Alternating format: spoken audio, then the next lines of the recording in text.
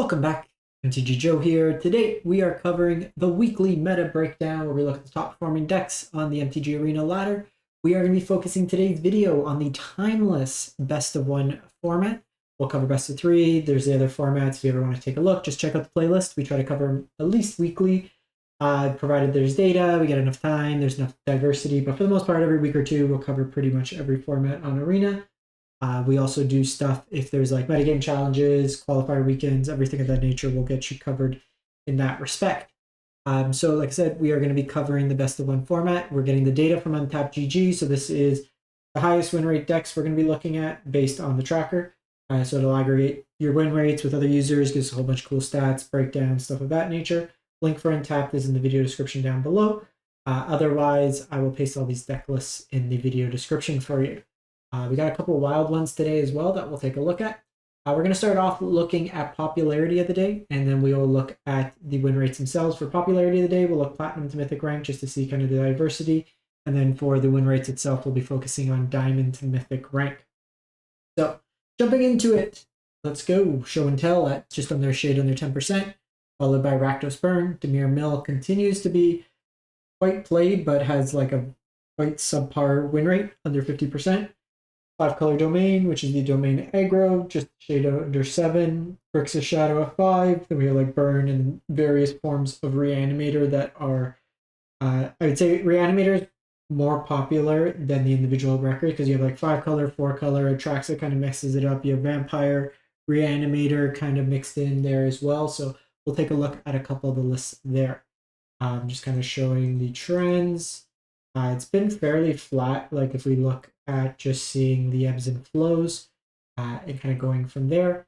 The one thing you'll see, like Dimir Mill, like I was mentioning, it hasn't broken 50% in some time. So just keep that in mind. The Mill deck has a lot of cards that are only for Mill, and it will likely not give you the highest win rate, all things considered.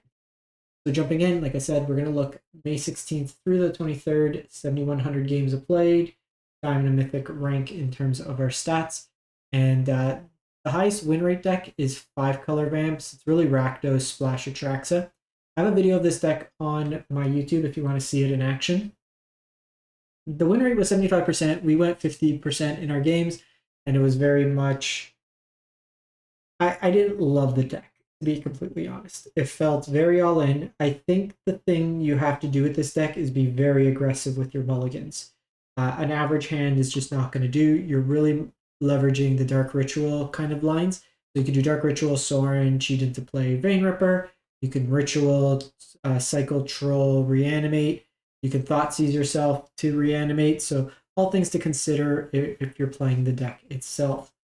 You do a lot of damage to yourself as well, so keep that in mind as you're playing out the games. One thing to note as well as we kind of see this, we got new fetch lands as part of the anthology.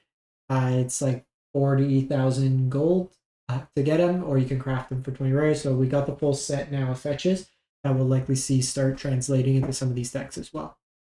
So that's kind of the line. You can put cards into your graveyard with Faithless Looting, Insolent Neonate, the Blood Token, Awful Dare and Epicure, Harvester of Miseries, also a way like that. Olivia's kind of cool here because it's another vampire to cheat in, and it's another way to reanimate.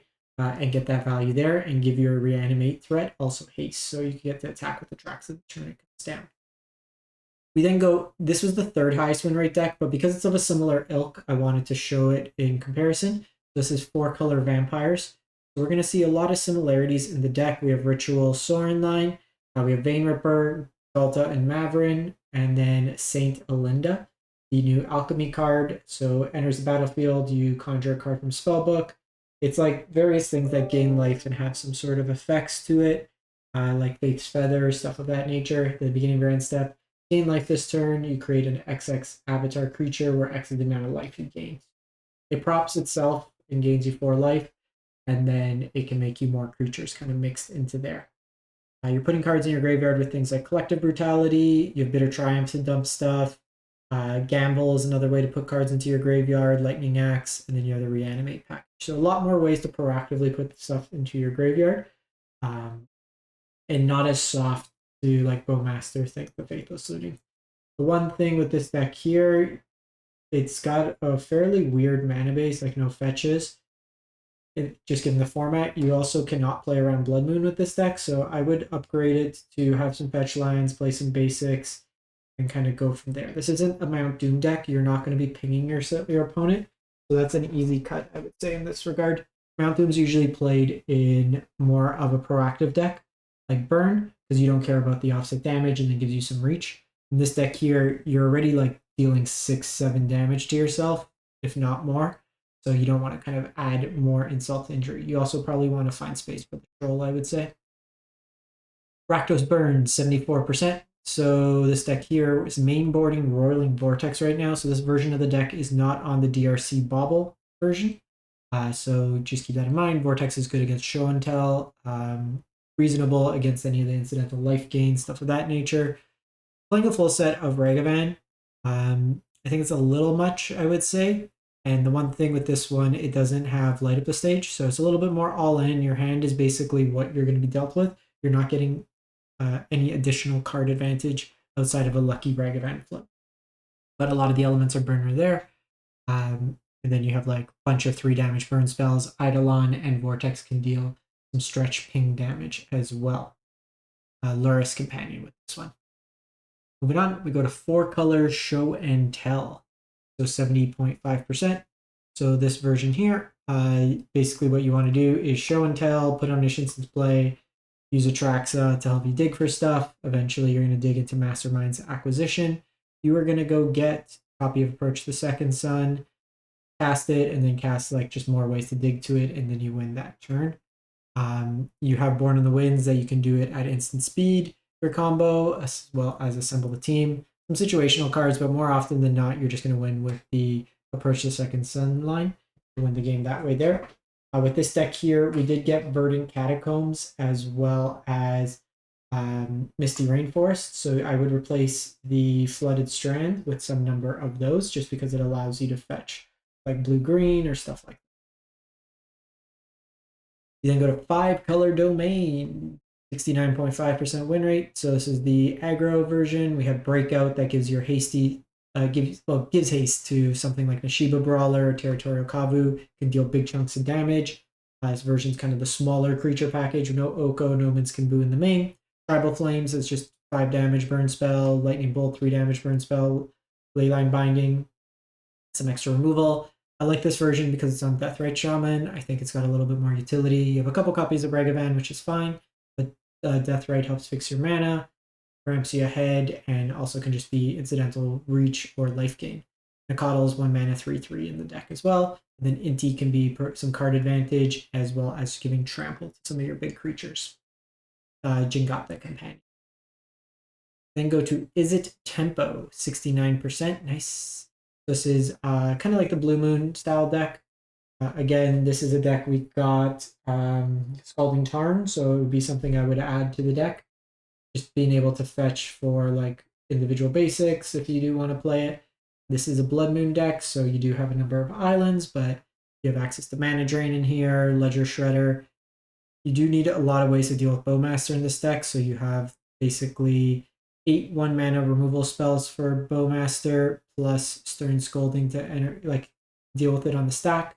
A lot of ways to draw cards between Treasure Cruise, Baubles, the mix in there, Spell Pierce as disruption elements as well.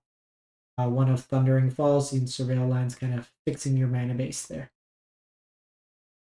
We then go to, this is Bant Control, so 68%. So we see what is likely one of the new fetch lines.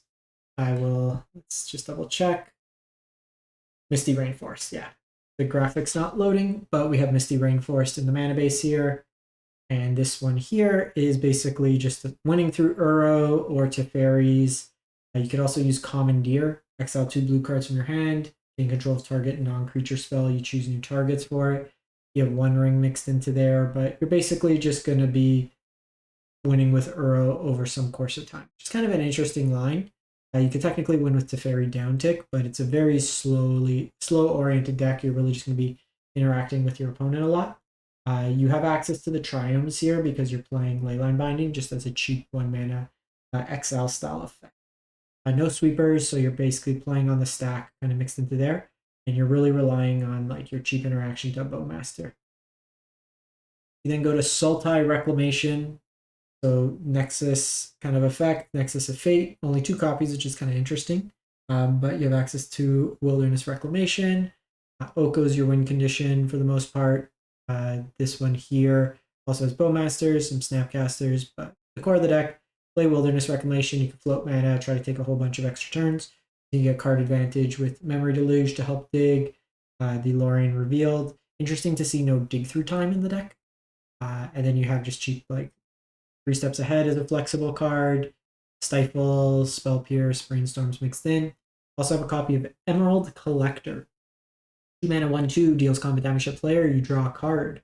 Whenever you draw your 3rd card in a turn, you conjure Mox Emerald, and then it can basically just get a boost. So we've seen some of them. The Jet Collector is really good. The Ruby Collector in Historic Convoke was insane. I'm 8-0 in best of 3, 16-1. I got 7 wins on the metagame challenge and then like a win in Mythic with that Historic Convoke deck. It's insane. But you also have Hall of Storm Giant as win condition kind of mixed into there. Similarly, again, this is a deck that can benefit from the Misty Rainforest at the very least. Even Verdant Catacomb because you can fetch black and green mixed into there. With this deck, you may want access to at least a basic forest, just to kind of play a Reclamation, Oko, or Uro kind of mixed into the mana base there. And lastly, this one is a wild one. 5-color Grenzo. What's happening here? We have kind of the Reanimate theme, Faithless Looting, Artillery Enthusiast to kind of discard and then seek a card. Reanimate gets it back. The ideal draw, you Reanimate Ghalta, put a bunch of cards into your hand into play. Grenzo can come in, you get to heist your opponent's cards, cast them for free. When it enters battlefield at the beginning of your upkeep, you can blink it with like Whisper Weaver Angel, and then you can do it with like Yorion. You can make copies of it with Spark Double. You can also Vaultborn Hydra that gains you life, draws you cards. When it dies, it kind of repeats. But you basically just want to keep blinking Grenzo, get a whole bunch of free casts, and just like a huge kind of value board state. Leyline of Sanctity to Protect, playing a number of tutors between Grim Tutor and as well as Demonic Tutor in the deck. And the mana base is truly a work of art, just everything that makes a Rakdos dual land, kind of play it from there. Yeah, so that was a kind of a wild one that I saw. I would try it out, but I am not going to be spending, how many mythics am I making? 11 mythics. I will not be spending 11 mythics ahead of Modern Horizon, but if you have the cards, if this is up your speed, let me know how the deck plays out in practice. Thanks for watching, everyone. Hope you have a great one. Stay safe.